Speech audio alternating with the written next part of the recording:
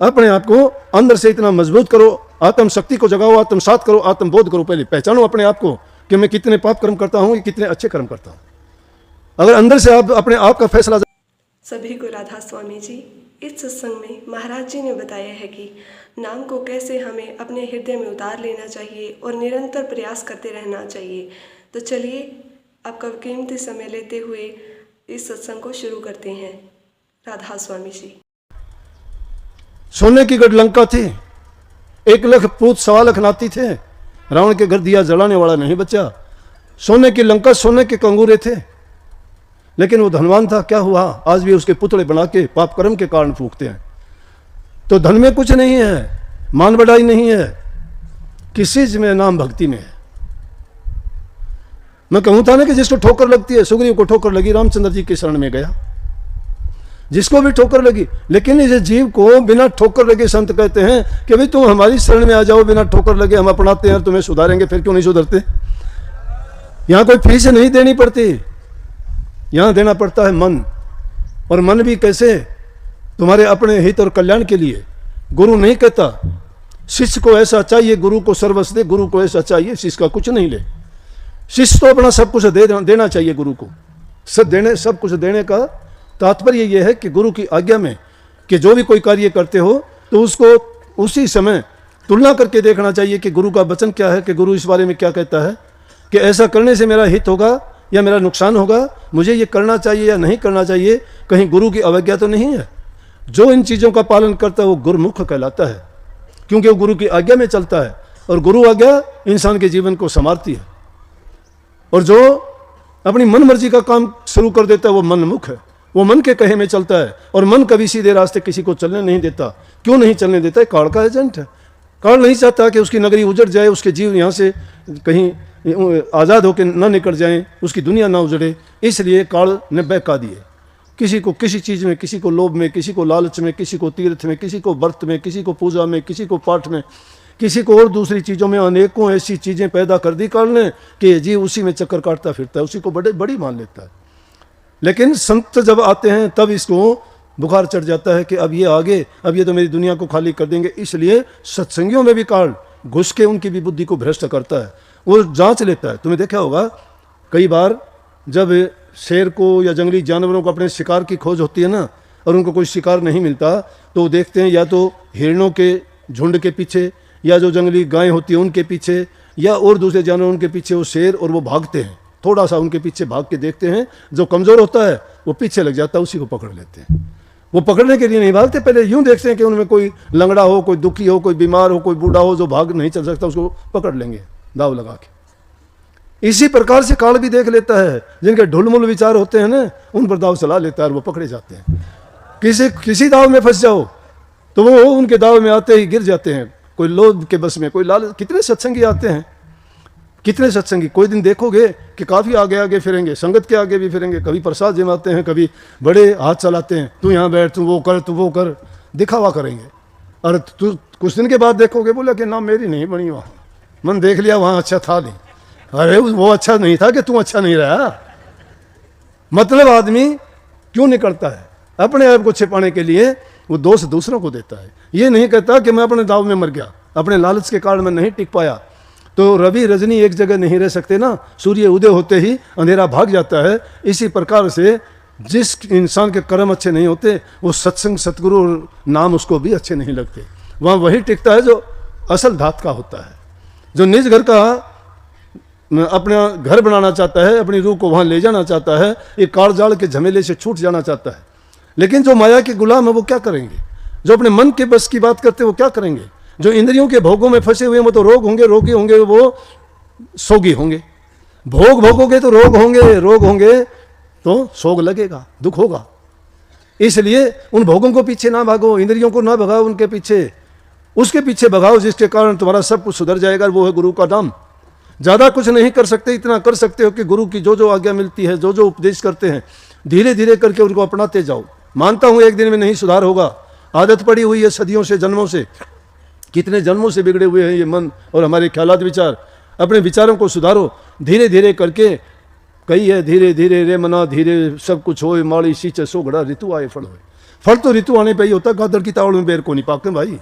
गादर ने सोचे झाड़ी की तरफ देखा कि बेर पके नहीं अभी, वो तो टाइम होगा जब पकेंगे। टाइम आने पर हर चीज़ सही होती है, इसलिए काम अपना करो और फिर इस चीज़ की तरफ ना जाओ। परिणाम क्या है ये भी ना सोचो मुझे क्यों नहीं प्रकाश होता, ये भी ना सोचो मुझे धुन क्यों नहीं सुनाई देती, ये भी ना सोचो मुझे गुरु का नूरी रूप अंतर में क्यों नहीं प्रकट होता। ये सोचो कि ये चीज़ें जब नहीं आती हैं तो मेरे मन के शीशे पर अभी मैल जमी हुई है, अभी मेरे खोटे कर्म बाकी हैं। जब तक वो खोटे कर्म भोग नहीं लिए जाते, मन का दर्पण जब तक साफ नहीं हो जाता, तब तक आपको उसमें कुछ नजर नहीं आएगा। लेकिन धीरे धीरे करके नाम का सुमन करते जाओगे, अरे लकड़ी पे लकड़ी घिसते जाओगे, चिंगारी पैदा होगी। टाइम लग सकता है, टाइम लग सकता है, लेकिन टाइम लगेगा। चिंगारी है, उसमें अग्नि है। इसी प्रकार से हमारे अंदर में भी मालिक बैठे हुए हैं। जो तिल माही तेल हर चकमक माही आग, तेरा साईं तुझ मर जाग सके तो जाग। लेकिन उसके लिए अभ्यास करना पड़ेगा, अभ्यास करना पड़ेगा। जिस प्रकार लकड़ी को लकड़ी से घिसते रहो, घिसते रहो, घिसते रहो, चिंगारी पैदा होगी। इसीलिए उसे नाम का सुमन भी उसी प्रकार से रट्टे लगाते रहो, लगाते रहो, लगाते रहो। जब उसमें से वो चिंगारी पैदा हो जाएगी, प्रकाश भी दिखाई देगा, नूरी रूप भी दिखाई देगा, शब्द भी सुनाई देगा, मन भी पवित्र हो जाएगा, जीवन भी सफल हो जाएगा, जन्म मरण के बंधन भी छूट जाएंगे और वो बूंद जाके सागर में समा जाएगी, एक में एक हो जाएगी। ना गुरु, ना चेला, ना सूरत, ना शब्द, एक अकेला रह जाएगा। लेकिन बातों से नहीं भाई, मेरी ये बातों पर ना मान लेना। ये बात कदे यूं ही सोच लोगे ये बात हम भी सीख जाएं और हम भी बोल देंगे ना। बोलने के लिए बहुत कुछ है। मैं किसी किताब की पढ़ी बातों को नहीं कहा करता। मैं आपको सच्चाई की बात जो आप लोगों से ही सुनता देखता हूँ, उन्हीं बातों को सुन के ही मैं सही रास्ते पर आपको लाना चाहता हूँ। समाज की पहले बुराइयां निकालो और उससे भी पहले है कि अपने चरित्र को अच्छा बनाओ। और मैं तो ये कहता हूँ कि जब तुम्हें अच्छे रास्ते पे चलते हुए ये माताओं बहनों को बहुत कष्ट होता है, मेरे भी दिल को दर्द होता है। बेचारी जाके कहती हैं मेरा घरवाला शराब पीता है, सब कुछ बर्बाद कर दिया और हमें सत्संग में नहीं आने देता। छोटी छोटी बच्चियाँ आके कहती हैं कि हमारा पापा शराब पीता है और हमें सत्संग में नहीं आने देता। आज हम ये कह के आई मेरे मामिया के यहाँ जाऊँगी, क्योंकि इतवार का दिन है, ये भी नहीं कह सकते स्कूल जाऊँगी, कॉलेज जाऊँगी। अब तो मामिया का घर बचा सके उसने, वो झूठ बोल के आती हैं। अरे कहीं बुरी जगह जाती हो तो मना करो, लेकिन वो अच्छी जगह में आने से क्यों मना करता है? क्योंकि उसका रास्ता गलत है। वो अगर अच्छे रास्ते पे चल पड़े तो वो उसकी बुराई के लिए उसको टोक देंगे कि तू ऐसा क्यों करता है। फिर वो बात उसका विरोध करेंगे, वो विरोध उसको अच्छा नहीं लगेगा। इसलिए वो चाहता है कि मैं जो करता हूँ वो करता रहूँ, इनको कहीं ना जाने दूँ।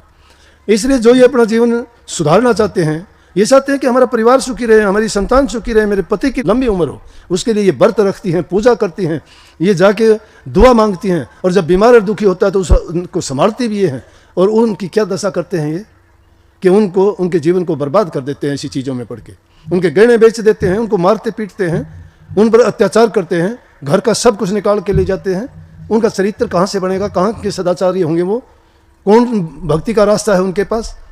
तो ऐसे लोग जब दुख होता है ऐसे लोगों की बातों को सुन के, और देखते हो आप लोग उनको देखा करो, पता नहीं क्या का क्या बोलते, ना उनकी कोई शर्म रहती है ना लाज रहती है, लज्जाहीन हो जाते हैं वो लोग। इतनी बुराई की चीज़ों का सेवन करते क्या मिलेगा? अरे कुछ भी नहीं करते तो बुराइयों को छोड़ दो, इन विषय विकारों से बच जाओ तो भी तुम्हारा जीवन सुखी होगा, हंसते खेलते हुए नजर आओगे, जीवन में आनंद होगा। और क्या है, स्वर्ग जैसा आनंद तो तभी आ जाएगा। जहाँ सुमति वहाँ सुख नाना, जहाँ कुमति वहाँ दुख विधाना। जहाँ सुमति है, अच्छे विचार हैं, आपस में मेल जोल है, जहाँ बूढ़े बुजुर्ग की इज्जत कदर करते हो, पूजा करते हो, किसी देवता को ना पूजो, तुम्हारे माँ बाप को पूजो, अपनी सास ससुर को पूजो। वो भी आपकी तरह से जवान थे, वो भी बड़े सुंदर थे, उनमें भी बड़ी ताकत थी, बुद्धि थी, बड़ी उन्होंने अपनी ज़िंदगी में काम किए। लेकिन आज बुढ़ापे की उम्र है तो उनका शरीर भी खराब हो गया, रोग भी लग गया होगा, वो हिलने डुलने लायक भी नहीं है। बुल्ले ही शाह बूढ़ा हो गया, पूरी ज़िंदगी सत्संग किए, बड़ी बाणी बड़े गाए, अब भी उनकी कवालियाँ गाते हैं लोग। गांव गांव जाया करता सत्संग करने के लिए, बाणी गाया करते, मंत्र मुक्त हो जाते थे लोग।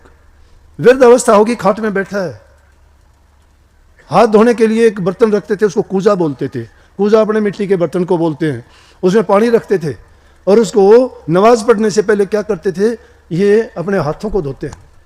वजू करने से पहले वजू करते हैं, पानी लेके कूजे से हाथों को धो के और फिर नमाज पढ़ते हैं। चाहे पानी थोड़ा यूं लगा लो, लेकिन उसका समझो कि हो गए साफ। तो एक वक्त आया कि बुढ़ापे की उम्र होगी, कहीं चल फिर नहीं सकता, खाट में से उठता है, बैठे बैठे सोचना पड़ता है कि कूजा कैसे उठाऊंगा। कहता है कि जिन टांगों ने बड़ी बड़ी पहाड़ियों को लांघा, बड़े बड़े देश विदेश घूमे, बड़ी यात्राएं की, आज उन पैरों ने जवाब दे दिया कि मैं अपना कूजा उठाने लायक भी नहीं रहा। तो अगर वो बुढ़ापे में इंसान की यह हालत हो जाती है तो वो सहारा देखता है। और उस वक्त में तुम उनको सख्त नज़र से देखते, उनकी मदद नहीं करते, उनकी सेवा नहीं करते, उनसे प्यार नहीं करते, तो तुम कौन से परमात्मा को मानते हो? कहाँ की पूजा करते हो? किस गुरु के पास जाते हो? मेरे पास तो ऐसा इंसान आता है तो बेशक सोच लेना उनका कोई भला नहीं होगा। हमारी शिक्षा यह है कि अपने माँ बाप, बूढ़े बुजुर्ग, सास ससुर की सेवा करो। बेशक एक दिन हमारे पास ना हो, बेशक मंदिर मस्जिद ना जाओ, बेशक नाम ना जपो, अगर तुम्हारा कल्याण नहीं हो तो फिर आके दोष मुझे देना, मैं मानूंगा, मैं आपका गुनहगार बनूंगा। सबसे बड़े देवी देवता वही हैं, यही पूजा है, उनमें भी परमात्मा है, कण कण में जिसको मानते हो उनमें बैठा हुआ है। तो घरों में जो प्यार प्रेम रखते हैं, बूढ़े बुजुर्ग की सेवा करते हैं, जबान से मीठा बोलते हैं, जबान से भी हम बड़े गोलियां बरसाते हैं, अग्नि छोड़ते हैं, ये जला देती है इंसान को। ऐसी वाणी, ऐसी भाषा मत बोलो, प्यार से बोलो किसी को। वशीकरण मंत्र है मीठा बोलना, और कोई वशीकरण मंत्र नहीं है। तुम डरते हो ना तांत्रिकों से कि उसके पास तंत्र विद्या है, वो ये कर देगा, वो कुछ को नहीं जानते, कोई कुछ नहीं कर सकता। तन तुम्हारा ये है और इसकी तंत्र विद्या ये है, जो भी काम तुम एकाग्र होकर करोगे वो शक्ति तुम में आ जाएगी। अगर आंखों की शक्ति चाहते हो तो आंखें बंद करके तुम गुरु के रूप में अपनी दृष्टि को जमाया करो। अगर वाक सिद्धि चाहते हो तुम नाम का सुमरण किया करो। अगर तुम संकल्प की सिद्धि चाहते हो तो ध्यान लगाया करो। सुमन, भजन और ध्यान, ये तीनों चीजें आपको ऐसा बना देंगे कि जबान से बोलोगे वही काम हो जाएगा। जिस पर दृष्टि डालोगे, बीमार पे डालोगे, वो ठीक हो जाएगा। जिस पे भी जिस दृष्टि से तुम दृष्टि डालोगे उसको वही लाभ प्राप्त होगा। और जिसके बारे में जो संकल्प मन में उठाओगे, देखते ही देखते हो तुम्हारा काम हो जाएगा। जबान से किसी को आशीर्वाद दोगे उसके सारे काम सिद्ध हो जाएंगे, लेकिन किसी पर अगर कोप भरी दृष्टि होगी तो उसका नुकसान भी कर दोगे। लेकिन ऐसा नहीं करना। संत मत की शिक्षा यह है कि परहित के कारण सारे काम करो। दूसरे को सुख देते हो तुम्हें सुख मिलेगा, दूसरे को प्यार देते हो तुम्हें प्यार मिलेगा। प्रकृति का नियम है। अच्छे काम करने से आदमी को अच्छा नतीजा, अच्छा परिणाम मिलता है। तो कभी भी किसी की ना बुरा सोचो, ना बुरा करो, ना बुरा देखो। ये जिंदगी सफल है आपकी। ये 3 सूत्र हैं जिंदगी के। बुरा मत देखो, बुरा मत सुनो और बुरा मत कहो। और तीनों संत मत के ये स्तंभ हैं। जो आंखों को बंद करके गुरु रूप में दृष्टि जमाता है उसका ध्यान लगता है। कानों को बंद करके जो बाहर की धुन, आवाज़ों को छोड़ के जो शब्द धुन को सुनना चाहता है तो उसकी वो इच्छा पूरी होती है। और उसी को सुन के मन को समझाया जा सकता है। स्वामी जी महाराज का शब्द है, धुन सुनकर मन समझाई। और जबान से अगर तुम अच्छा बनना चाहते हो तो इस जबान को जितना मतलब हो, जितनी जरूरत हो उतना बोलो। ज़्यादा किसी चीज़ का भी अच्छा नहीं होता, लेकिन संगति इंसान की अच्छी होनी चाहिए। इसीलिए सत्संग की महिमा है। सत्संग में सतगुरु का संग होता है। सतगुरु का संग हर प्रकार से आपको सच्चाई की ओर लेके जाएगा। आपका मन भी सच्चा, जीवन भी सच्चा, कर्म भी सच्चा, धर्म भी सच्चा और तुम्हारा जीवन भी सच्चा। ये सारी चीज़ें सच हो जाएंगी तो सचखंड के आप हकदार हो जाओगे। सचखंड का वीजा मिलेगा आपको। लेकिन सत्य का मार्ग नहीं अपनाता है, वो झूठ, कपट, बेईमान, ठग लोगों में बैठ जाता है। उसकी बुद्धि को हर लेते हैं और वो काल के रास्ते पे चल पड़ता है। सारे उल्ट काम होंगे। कोई उसका अच्छा काम नहीं हो सकता। हमेशा उसकी नीयत बुरे काम में रहेगी। वो किसी की अच्छाई नहीं देख सकता। उसकी दृष्टि में दोष देखना हो जाएगा। कभी भी किसी के दोष ना देखो। तुम्हारा कोई बुरा करता है, बुरा मत माने दो, उसको करने दो। कुछ दिन में तुम देखोगे तुम्हारा नहीं उसका बुरा हो गया। क्यों? आपने उसको मंजूर ही नहीं किया। बुराई देखो तो खुद की देखा करो। महापुरुषों ने कहा कि बुरा जो देखण मैं चला तो बुरा न मिले कोई, जो तन खोजू अपना तो मुझसे बुरा ना कोई। बुराई देखते हो अपनी देख लिया करो। इन बातों में क्या मिलेगा? ये भी उसके पास स्कूटर है, मोटरसाइकिल है, वो आजकल हवा में बात करता है, ये क्या मिलेगा? तुम अपनी, तुझे पराई क्या पड़ी, अपनी आप नमेड़ दूसरों को देख के मत जड़ा करो। मक्खी की तरह भिन्न भिन्न ना किया करो। चुन चुन के अच्छी बातों को अपनाया करो। अच्छे गुण आप में ले आओ, बुराइयों को एक एक करके त्यागते चलो। जबान की सच्चाई इंसान को संवार देती है, संग सुधारता है। अगर कहोगे कि कोई दुष्ट आदमी पीछे ही पड़ जाए तो ये मानता हूँ दुष्ट आदमी दुष्टता नहीं छोड़ेगा, कितनी ही समझा लो, क्योंकि उसके कर्म में होता है ये शामिल। और ऐसे वो अच्छी योनि से आए हुए जीव नहीं होते। जब एक दुष्ट आदमी अपनी दुष्टता नहीं छोड़ता तो आप अपना अच्छापन क्यों छोड़ते हो?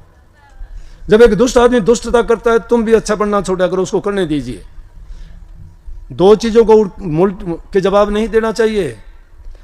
गई कहते को कह जान दे, गुरु की सीख तू ले। गुरु की सीख, गुरु की शिक्षा, गुरु का उपदेश। कहते को कह जान दो, तुम्हें कोई कह जाए ना, कह देने दो उसको। हाँ बोल, जो कहता है उसको हंस के टालो कि उसको बोलने दीजिए। कहते कबीर साहब कहते, मैं नहीं कहता, कहते को कह जान दे, गुरु की सीख तू ले। साकेत जन और कुकरा, इनको मुड़ जवाब ना दे। कुत्ते ने और दुष्ट आदमी को जवाब उल्टा दिए फंसे। कुत्ते ने उल्टा जवाब दोगे दूना भो भो करेगा, पीछे लग लेगा। समझ गए? लेकिन और दुष्ट आदमी को कर दोगे तो तुम्हें 1000 तरह तंग करेगा वो फिर। इसलिए अच्छी बात यह है कि संतों ने कही कि बोलन नालों चुप चंगेरा चुप भी सो पड़दा, शाह मंसूर ने एक सच आख्या ओ सोड़ी ते चढ़दा। सच बोला मंसूर ने सोड़ी ऊपर चढ़ा दिया। इससे अच्छा एक है चुप सो सुख। चुप रखो, उसने कहने की जरूरत ही नहीं है, उसका भार उसी पर छोड़ दो, उससे नीचे दब के खुद ही उसका इलाज हो जाएगा। तुम मुड़ के जवाब ना दो, अगर दोगे तो कबीर साहब कहते आवत गाड़ी एक है तो उल्टा तो होत अनेक, कहें कबीर ना उल्टी हुआ एक की एक। अगर उल्टोगे तो घनी गाड़ी बन जाएंगी, वो ना उल्टोगे तो एक की एक रहेगी, कुछ नहीं। महात्मा बुद्ध एक ने सवाल किया, कहने लगे जी मैं भिक्षा लेने, भिक्षुक था, भिक्षा लेने जाता हूँ, लोग कोई कहता है तू हट्टा कट्टा है, कमा के नहीं खाता, भीख मांगता है, ये करता है वो करता है, बहुत उल्टे सीधे करते हैं। तो कोई और भी बुरा भला कहता है, कोई गालियाँ भी दे देता है। महात्मा बुद्ध हंसे, बोले बहुत आसान बात है। बोला जी कैसे? बोला कि तुम जब जाते हो तुम्हें कोई उल्टा सीधा बोलता है, तुम्हें भीख देने के लिए आता है और तुम झोली फैला के भीख ले लेते हो, वो होगी ना तुम्हारी होगी। हाँ, अगर कोई तुम्हें भीख देने के लिए आता है और तुम वो भीख नहीं लोगे तो वो कहाँ जाएगी? बोले जी वो तो उल्टी उसी के पास जाएगी। तो अगर कोई गालियाँ देता है तो गालियाँ लिया ना करो, उल्टी उसी को लग जाएंगी। क्यों स्वीकार करते हो? थोड़ा धैर्य रख के देखो। मैंने तो जिंदगी में सीखा है भाई कि धैर्य रखोगे ना, उनका थप्पड़ उनके मुंह पर लगेगा अपने आप। अपना मुंह अपने आप पीटना शुरू कर देंगे, बताने की कहने की जरूरत नहीं है। लेकिन तुम्हें सच्चा बनना पड़ेगा उसके लिए। ये नहीं हो सकता कि तुम खुद पाप में डूबे रहो और फिर ये सोच लो कि मैं तो सच्चा हूं और ये जो है बेकार में मुझे परेशान करता है। नहीं, ये उन लोगों के लिए कहता हूं कि जो सच्चाई के रास्ते पे चलना चाहते हैं, जो भक्ति करना चाहते हैं, जो इंसानी जीवन को सफल बनाना चाहते हैं। निश्चित रूप से ये गुण आदमी में एक दिन में नहीं आएंगे, टाइम बहुत लगेगा, धीरे धीरे करके आएंगे। कई बार नालायक चीज़ होती है, उनको छोड़ भी देना चाहिए, परेशान करते हैं आपको, लेकिन आदमी को सोच के साथ काम करना चाहिए। और जब सोच के काम करोगे तो उसके साथ गुरु की बुद्धि, गुरु की समझ तुम्हारे साथ होगी, क्योंकि तुमने गुरु की आज्ञा में काम किए हैं तो गुरु तुम्हें कदम कदम पर चेता देगा अपने आप। तुम तो पता नहीं क्या करना चाहते हो, हम तो पता नहीं क्या कर देंगे, क्या करना चाहते हैं, लेकिन हमारा रखवाला जब हमारे सिर पर बैठा हो गलत नहीं करने देगा। अगर हम उसके हो गए तो, लेकिन उसके तो हुए तो नहीं, हम हुए तो अपनी चतुराई के, अपनी चतुराई से बात करते हैं, ऊपर से दिखावा उसका होने का करते नहीं। वो इतना मूर्ख भी नहीं है, जानता है सब। वो सब जानते हुए भी किसी का पर्दा नहीं, परमात्मा किसी का पर्दा उगाड़ता है। ये दुनिया उसने बनाई है, उसकी दुनिया में ठग चोर डाकू लुटेरे सारे तो हैं, वो क्यों करने देता उनको ये काम? तो संतों में भी ये गुण है, जो करता है उसको करने देते हैं, रोकते नहीं, कर भाई कर, सजा तुझे मिलेगी, मैं तेरे कर्म का और पाप का भागी क्यों बनूं? लेकिन इन सब चीज़ों का इलाज है, वो मैंने बताया नाम भक्ति। और नाम भक्ति गुरु भक्ति के बाद में शुरू होती है। गुरु भक्ति दृढ़ के करो और पीछे और उपाय, बिन गुरु भक्ति मोह जग कभी न काटा जाए।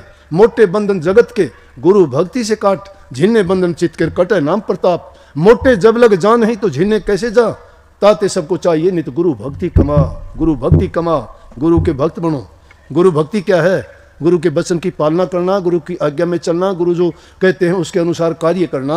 और गुरु क्या कहते हैं? गुरु हमें अपना जीवन बनाने की, सुधारने की, बुरी आदतें छोड़ने की, अपनी हक हलाल की कमाई से जीवन बिताने की, बूढ़े बुजुर्ग की सेवा करने की, दूसरे के हित और भलाई करने की सलाह देते हैं। जो आदमी नीयत अपनी अच्छी रखता है उसका जीवन सफल हो जाता है और मालिक हमेशा उनके अंग संग रह के उसके सारे काम सही करवाता है।